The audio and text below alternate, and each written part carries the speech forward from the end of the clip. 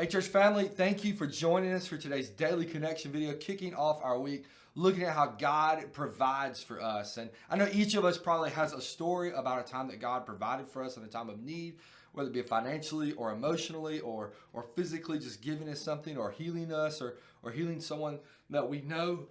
But what I want us to do this week is look through Scripture and see times when God has provided for the needs of those doing ministry. And so we're going to be looking at Philippians, starting in chapter 4.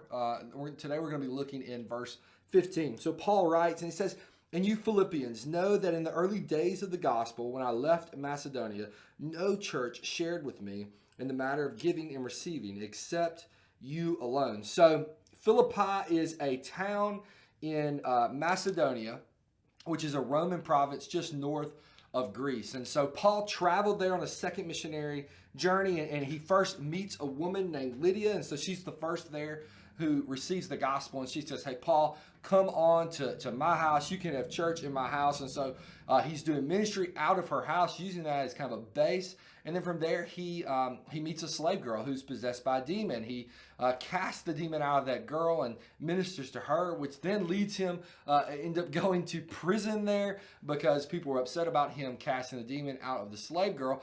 But while in prison, he does ministry there as well, and he ends up leading the jailer and his entire family to Christ. And so this church here in Philippi, they see all the work that Paul is doing there in their town, how the gospel is changing people's lives. They believe in all that Paul is preaching and teaching them. And so they decide, hey, we want to support you. And so as he leaves their town to go and continue to do ministry all over the world, throughout the rest of Europe and other parts of the world, the church there in Philippi says, "Hey man, we're going to continue to support you." And they give him money. They give him money because they look and they see all that God is doing through them.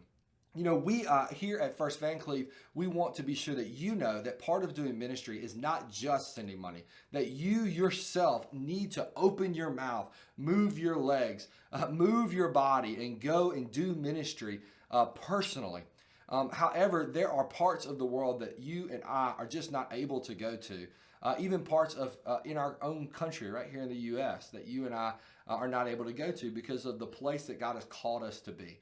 And so one way that we can help ministry happen in those places is to give financially. And so we have missionaries all over the world who have come right out of this church who we help support. Furthermore, we give money to the Southern Baptist Convention through the cooperative program sends people through the International Mission Board or through North American Mission Board, raising people up to be missionaries in those locations. And our funds help do that. In fact, even when you just tithe your regular tithing, man, you are doing more than just keeping the lights on or paying someone's salary. You are helping ministry happen. A good portion of your tithe goes to ministries right here in our community. When you give to benevolence, guess what? That whole portion of your benevolence is going to do ministry right here in our community.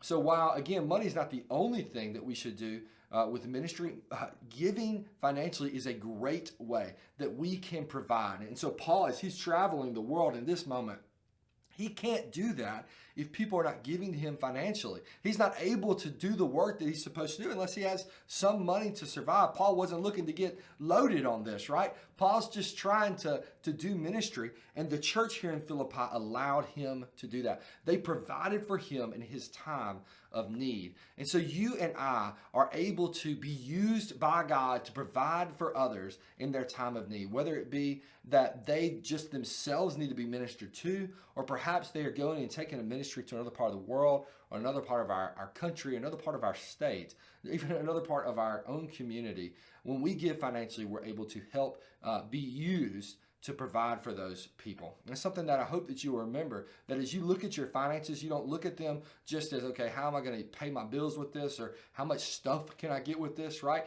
Maybe you buy that car that's a couple years older than you were originally looking at. Maybe you don't need that third boat or whatever it may be. Maybe instead those finances could be used to do ministry all over the world, because the reality is that car is going to be no good in a few years. Your boat's probably, it's good possibility your boat is going to be no good in a few years. However, the ministry that we do through the gospel, that we can fund through the gospel, that is something that's eternal. And that's something where our finances really mean something. So our author gives us a couple of questions for us to look at.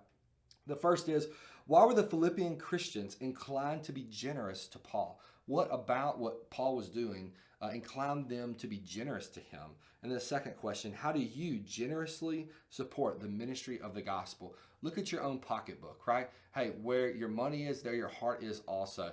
That's what Scripture tells us. Where is your money, right?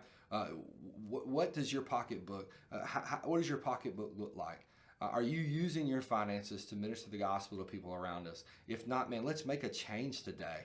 Let's begin to give money, let's begin to give sacrificially, give generously to see the gospel go all over the world. Church family, as you are thinking through that, trying to figure out how to be a good steward of those finances, because ultimately they're not yours, they are the Lord's. I want you to know that we love you and we're praying for you.